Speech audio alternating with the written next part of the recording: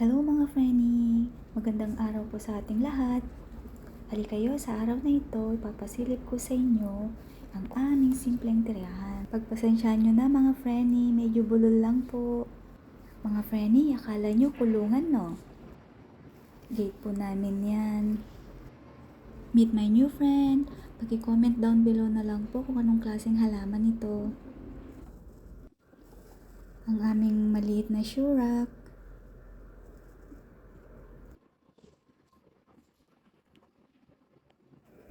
Tara mga Frenny, ipapakita ko sa inyo ang aming maluwang na living room. Mga Frenny, nasabi kong maluwang dahil tingnan nyo naman, isang TV at sopa lamang laman po dito. Makikita nyo dito. Almost 3 years na nga po pala ako dito sa Malaysia. At ito yung pangalawang kondo na aking nilipatan.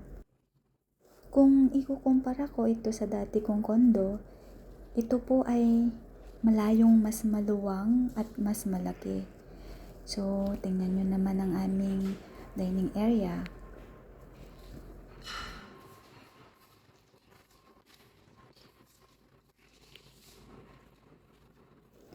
Tara, let's eat na daw po muna, sabi ng housemate ko.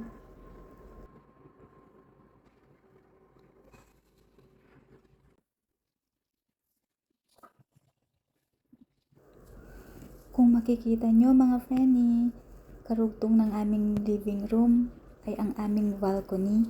Tama po ba? Balcony po ba ang tawag nyo dito sa area na ito? Dahil nga nasa 27th floor po kami, so kitang-kita po lahat ang mga building sa ibaba.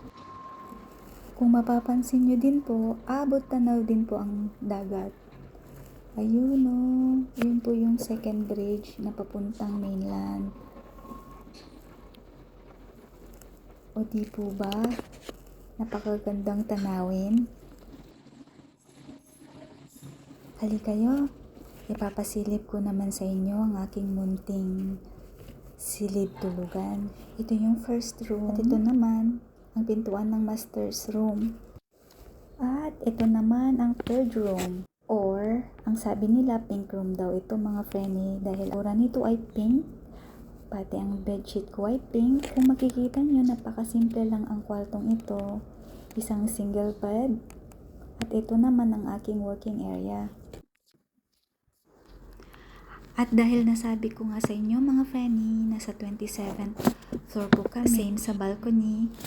Ito lang din yung view from aking window. Makikita ang gusto kong magmuni-muni. Ito po yung nakikita ko sa araw-araw ng aking paggising.